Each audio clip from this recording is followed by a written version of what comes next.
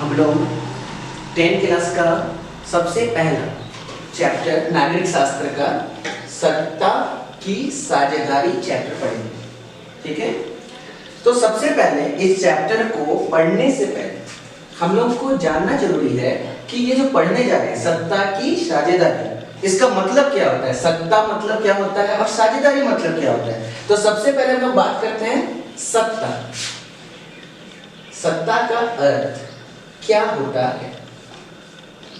तो सत्ता मतलब क्या होता है?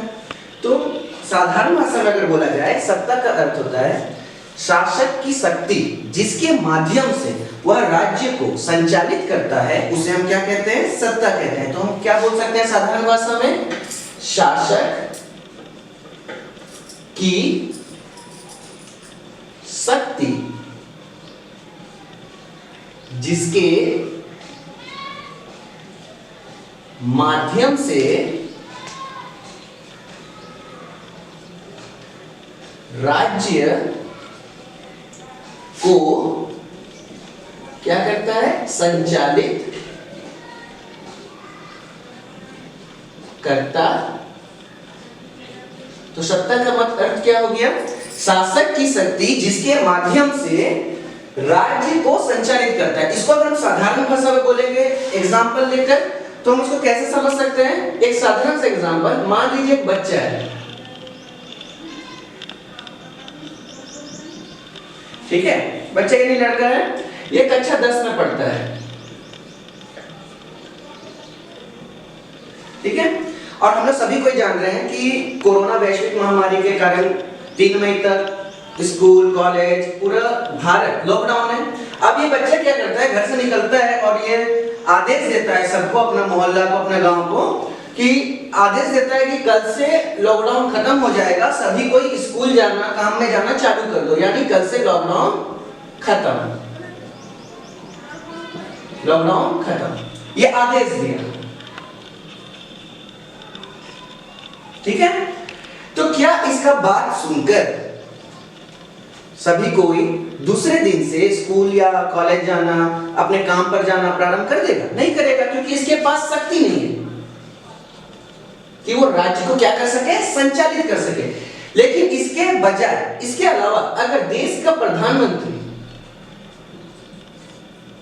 आज शाम को यह आदेश देते हैं कि कल से स्कूल कॉलेज सब खुल जाएगा, 3 मई जो लॉकडाउन था उसको खत्म करके अब कल से स्कूल प्रारंभ किया जा रहा है, सभी कोई स्कूल जाए, सभी कोई अपने काम में जाए, तो ये लॉकडाउन क्या हो जाएगा? खत्म हो जाएगा। तो ये और इसमें, इन दोनों में क्या फर्क है? ये भी आदेश दिए, ये भी आदेश दिए। तो ये जब आदेश दिया तो इसका बात तो कोई नहीं माना, लेकिन जब ये आदेश दिए तो इसका बात सबको ही माना। कारण क्योंकि इसके पास क्या है? शक्ति है। क्या शक्ति? राज्य को संचालित करने की शक्ति। तो राज्य को संचालित करने का इसके पास शक्ति है, इसीलिए इसका सब कोई इसका आदेश का पालन किया। तो इन दोनों में क्या अंतर है? तो ये पहला अंतर कि सत्ता का अर्थ क्या हो गया? शासक की शक्ति जिसके माध्यम से राज्य को संचालित किया जा सके या करता है। जब कोई शासक अपनी शक्ति के माध्यम से राज्य को संचालित करता है तो उसको हम क्या कहते हैं? सत्ता कहते हैं। तो यहाँ साधारण अर्थ में हम समझ सकते हैं कि प्रधानमंत्री के पास वो शक्ति होता है कि वो आदेश दे तो वो उसका पालन होता है, पूरा राज्य उसको क्या करता है? मानता है। तो ये शक्ति। तो अब यहाँ पे एक सवाल उठता है कि इसे शक्ति कहां से प्राप्त हुआ? यानी इनका आदेश जो हम लोग सभी कोई मानते हैं, तो इन्हें ये शक्ति कहां से प्राप्त हुआ? तो इन्हें शक्ति जो है प्राप्त हुआ कहां से? हम लोग से। कैसे प्राप्त हुआ? तो हम लोग सभी कोई जानते हैं कि देश का जो जनता है, हमारे देश में क्या है? लोकतंत्र है। लोकतंत्र मतलब जनता का शासन। तो कैसा होता है जनता का शासन? तो हमारे देश का जो जनता है वो क्या करते हैं? हमारे देश का जनता जिसे अच्छा मानते हैं, जिन्हें लगता है कि जनता को कि वो हमारे देश को अच्छा से संचालित कर सकते हैं, वो देश को अच्छा से चला सकते हैं, जो नेता उनको अच्छा लगता है, जो जिनका नीति अच्छा लगता है, उनको क्या देते हैं? अपना वोट देते हैं। वोट मतलब अपना मत देते हैं। देने के बाद जिन्हें सबसे अधिक यानी बहुमत मिलता है, बहुमत मतलब सबसे अधिक मत मिलता है, वो क्या बनते हैं? शासक। और वही शासक बनकर क्या करते हैं? प्रदेश का संचालन करते हैं। यानी शासक बनने के बाद उन्हें सत्ता मिलती है, सत्ता यानी उन्हें शक्ति मिलती है, जिससे कि वो पूरे देश का क्या करते हैं? संचालन करते हैं। तो हम साधारण अर्थ में हम बोल सकते हैं सत्ता क्या है? शासक। तो शासक कैसे बना? हम ही लोग चुनते हैं जनता के माध्यम से। जिन्हें बहुमत मिलता है वही बहुमत के आधार पर एक प्रतिनिधि को चुना जाता है, और प्रतिनिधि क्या बनते हैं? शासक बनते हैं। और शासक बनकर वो पूरे जनता के ऊपर क्या करते हैं? अपना प्रतिनिधित्व करते हैं, यानी संचालन करते हैं, और उनके बातों को पूरी जनता क्या करते हैं? मानते हैं। तो ये हो गया सत्ता, यानी कि शासक की शक्ति। यानी हम लोग शासक का चयन किए और यही शासक क्या किया? पूरी जनता का संचालन करता है अपने शक्ति के माध्यम से। तो अब यहाँ पर और एक देखने का बात है, सत्ता मतलब तो समझ गए, साझेदारी और एक वर्ड है साझेदारी। तो साझेदारी मतलब क्या हो गया? सत्ता मतलब हम समझे कि शासक के पास जो शक्ति हो, जो पूरे राज्य को संचालित करे, वो हो गया। जो उसको शक्ति होता है उसके पास, वो क्या हो गया? सत्ता की शक्ति, यानी वो संचालन करने की शक्ति। साझेदारी का अर्थ क्या हुआ? साझेदारी मतलब क्या होता है? पार्टनरशिप। हम लोग एक साधारण अर्थ में समझ सकते हैं कि जब हम लोग छोटा सा व्यापार चालू कर रहे हैं, ठीक है, और उस व्यापार को चालू करने के लिए एक व्यापार छोटा सा चालू कर रहे हैं, और उस व्यापार को चालू करने के लिए हमारे पास बहुत पैसा नहीं है, या फिर उतना ज्ञान नहीं है कि अकेले उसको संचालित किया जा सके, तो हम लोग क्या करते हैं? एक से अधिक, दो या दो से तीन, जितना भी हो उतना पार्टनर बनाकर एक संधि के माध्यम से उस व्यापार को चालू करते हैं, जिससे कि सब मिलकर लाभ कमा सके, सब मिलकर ऐसा नीति अपना सके जिससे कि सभी को क्या हो? लाभ हो। तो उसे हम क्या कहते हैं? साझेदारी। इसी तरह अगर हम देखेंगे अपने देश में, तो हम लोग सभी को जानते हैं भारत एक ऐसा देश है जहां पर बहुत सारी भाषाएं पाई जाती है, बहुत सारी भाषाएं पाई जाती है। संविधान में 22 भाषाओं को मान्यता प्राप्त है। इसके साथ साथ भारत में बहुत सारे धर्म है, हिंदू है, मुस्लिम है, सिख है, ईसाई है, बहुत सारे धर्म पाए जाते हैं। अब क्या है? ये सभी कोई आपस में मिलकर, एक व्यक्ति वोट देगा किसी व्यक्ति को, तो वो प्रधानमंत्री बनेगा या शासक बनेगा? नहीं बनेगा। क्यों? क्योंकि अकेले मत से तो कोई शासक नहीं बन सकता है। शासक कब बनता है? जब बहुमत मिले। तो बहुमत कैसे मिलता है? जब दो या दो से अधिक या अधिक से अधिक संख्या में जब जनता किसी प्रतिनिधि को अपना वोट देते हैं, तभी जाकर वो शासक बनता है। तो वो क्या हो गया? साझेदारी। कैसा साझेदारी? जिससे कि जनता अपना चुनाव करती है कि लाभ के लिए, अपने हित के लिए किसी एक व्यक्ति को बहुमत देकर, तो यह हो गया जनता का साझेदारी। अब शासक बनने के बाद ये शासक कैसे बांटेगा, कैसे लाभ सभी के बीच बांटेगा, ये हो गया क्या? शासक का साझेदारी। तो अब ये सत्ता का साझेदारी। तो सत्ता क्या है?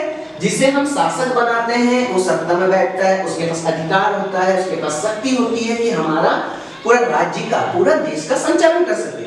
साझेदारी क्या होता है? कि जब हम लोग लाभ के लिए दो या दो से अधिक मिलकर किसी चीज को चुनते हैं, तो अगर राजनीतिक शास्त्र के भाषा में बोला जाए, तो हम लोग बहुत सारे लोग जब मिलकर अपने साझेदारी मिलाकर अपने लाभ के लिए किसी को चुनते हैं, तो जाकर वो सत्ता में जाता है। ठीक है, तो अब यहाँ पर एक बहुत इंटरेस्टिंग चीज है, समझने वाला चीज, इसको मिटा देते हैं।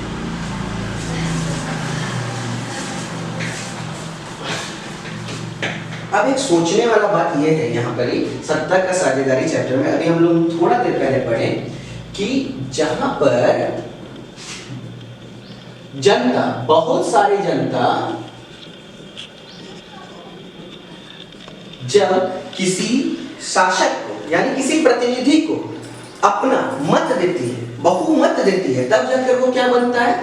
शासक बनता है, यानी वो सत्ता में आता है और उसके पास शक्ति होती है जो पूरा राज्य का संचालित करता है, राज्य को संचालन करता है। अब यह समझने वाला बात यह है कि हमारे देश में हिंदू, मुस्लिम, ईसाई, सिख, बौद्ध, जैन, पारसी, बहुत सारे धर्म हैं। अब यहां पर अभी हम लोग बोले जिसे बहुमत मिले वही क्या बनता है, शासक बनता है, और वो राज्य का क्या करता है, संचालन करता है। तो यह देखने वाला बात क्या है कि भारत में बहुत सारे धर्म के लोग हैं और सबकी आबादी भी अलग अलग है। ऐसा स्थिति में अगर कोई एक समुदाय यानी एक धर्म के लोग ये सोचे कि अगर हम लोग की संख्या ज्यादा है, अगर हम उसी को वोट देंगे तो हमेशा मेरा ही शासक बनेगा। जैसे कि किसी जगह में अगर हिंदू की जनसंख्या अधिक है तो वो लोग सोचेंगे कि हम हिंदू को ही वोट देंगे तो हमेशा हिंदू का शासक बनेगा। अगर मुस्लिम जनसंख्या अधिक है वो सोचेगा कि अगर हम सिर्फ मुस्लिम शासक को वोट देंगे तो वो सिर्फ मुस्लिम का शासक बनेगा। ईसाई भी यही सोचे तो ईसाई शासक बनेगा, और इसी तरह हर धर्म के लोग यही सोचे तो अपना अपना शासक बनेगा। जिसका बहुमत होगा, जिसकी जनसंख्या अधिक होगी, वही का शासक बनेगा। ऐसा स्थिति में क्या समस्या उत्पन्न होगा कि हो सकता है कि एक समुदाय से बना हुआ शासक दूसरे समुदाय का हित ना करे, ऐसा भी समस्या उत्पन्न हो सकता है।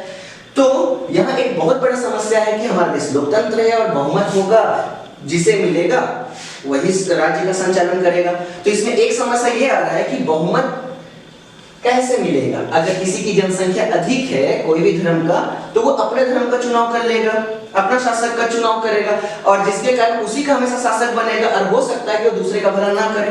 तो यही समस्या को देखते हुए इस अध्याय में अच्छा से समझने के लिए दो घटना के बारे में बताया गया है जिन्हें हम लोग को पढ़ना है। सबसे पहला घटना है बेल्जियम का। सबसे पहला घटना कहाँ है क्या? बेल्जियम का। और दूसरा घटना कहाँ का है? श्रीलंका का। इन दो देशों में भी यही समस्या उत्पन्न हुआ था। क्या समस्या? सत्ता की साझेदारी। कैसे सत्ता आएगा? क्योंकि साझेदारी क्या था, दो या दो से अधिक समुदाय जब मिलकर एक जन को बहुमत देगा तभी जाकर वो शासक बनेगा। लेकिन अगर बहुमत के आधार पर, संख्या के आधार पर अभी सभी लोग अपने अपने धर्म को या अपने जाति को अगर वोट देने लगे तो एक समुदाय का ही शासक बन पाएगा जिसका की जनसंख्या अधिक है। और ये समस्या दो जगह उत्पन्न हुआ था, बेल्जियम और श्रीलंका। तो ये दो घटना हम लोग को इस चैप्टर में अच्छा से पढ़ना है। इसी चैप्टर का नाम क्या है? सत्ता की